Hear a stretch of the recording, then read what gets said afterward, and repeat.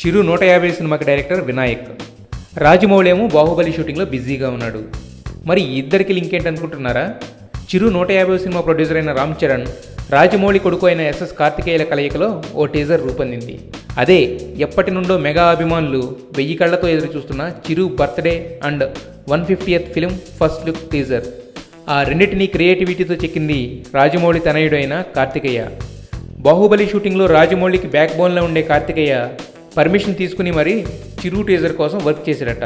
So ఆ విధంగా పరోక్షంగా చిరు సినిమాకు సపోర్ట్ ఇచ్చాడు రాజమౌళి. మొత్తానికి ఈ టీజర్తో తన క్రియేటివిటీ మరోసారి ప్రూవ్ చేసుకున్నాడు కార్తీక్. అసలు ఏం జరిగింది భయ? మొత్తం చెప్పాను కదా భయ. నిన్ను కాదా, మీరు చెప్పండి భయ. చెప్పండి భయ.